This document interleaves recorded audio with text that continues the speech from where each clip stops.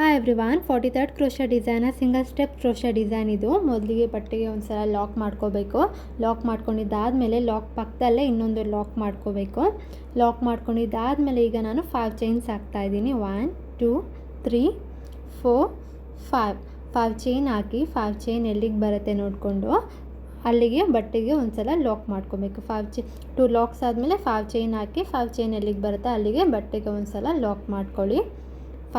2 LOX 5 chain and 1 lock ಆದಮೇಲೆ ಈಗ 1 2 3 chains ಹಾಕಿ ಸೂಜಿ ಮೇಲೆ ಒಂದು ಸಲ ದಾರ ತೊಗೊಂಡು ನಾವೇನು ಲಾಕ್ ಮಾಡಿ 3 ಚೈನ್ ಹಾಕಿದ್ವಿ ಅಲ್ಲ, ಲಾಕ್ ಪಕ್ಕದಲ್ಲೇ ಬಟ್ಟೆ ಒಳಗಡೆಯಿಂದ ದಾರ ತಂದು 2 ದಾರ 1 ಮಾಡಬೇಕು ಆ್ಯಂಡ್ 2 ದಾರ 1 ಮಾಡಬೇಕು. ಒಂದು ಡಬಲ್ ಕ್ರೋಶೆಟ್ ಮಾಡ್ಕೋಬೇಕು. ಡಬಲ್ ಕ್ರೋಶೆಟ್ ಆದಮೇಲೆ ಈಗ 1 2 3 ಚೈನ್ ಹಾಕಿ ನಾವೇನು ಡಬಲ್ ಕ್ರೋಶೆಟ್ ಮಾಡಿದ್ವಿ ಅಲ್ಲ, ಆ ಡಬಲ್ ಕ್ರೋಶೆಟ್ ಒಳಗಡೆಯಿಂದ ದಾರ ತಂದು ಒಂದು ಲಾಕ್ ಮಾಡ್ಕೋಬೇಕು.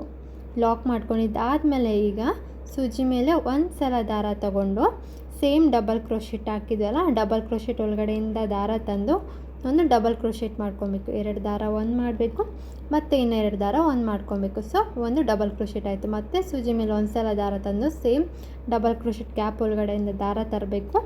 2 ದಾರ 1 ಮತ್ತು 2 ದಾರ 1 ಮತ್ತು ಸೂಜಿ ಮೇಲೆ ಒಂದು ಸಲ ದಾರ ತಂದು ಡಬಲ್ ಕ್ರೋಶೆಟ್ ಒಳಗಡೆಯಿಂದ ದಾರ ತರಬೇಕು. 2 ದಾರ 1 ಮಾಡಬೇಕು ಮತ್ತು 2 ದಾರ 1 ಮಾಡಬೇಕು.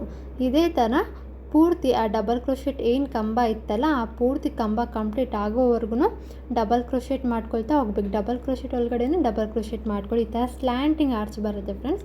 ಕಂಪ್ಲೀಟ್ ಆದಮೇಲೆ ಇಲ್ಲಿಗೆ ಅದು ಡಬಲ್ ಕ್ರೋಶೆಟ್ ಕಂಬ ಕಂಪ್ಲೀಟ್ ಆಗುತ್ತೆ, ಅಲ್ಲಿಗೆ ಬಟ್ಟೆಗೆ ಒಂದು ಸಲ ಲಾಕ್ ಮಾಡ್ಕೊಳ್ಳಿ. ನೋಡಿ ಈ ಥರ ಕಾಣುತ್ತೆ ಸ್ಲ್ಯಾಂಟಿಂಗ್ ಆರ್ಚ್. ಸಿಂಗಲ್ ಸ್ಟೆಪ್ಪಲ್ಲಿ ಸ್ಲ್ಯಾಂಟಿಂಗ್ ಆರ್ಚ್ ಇದು.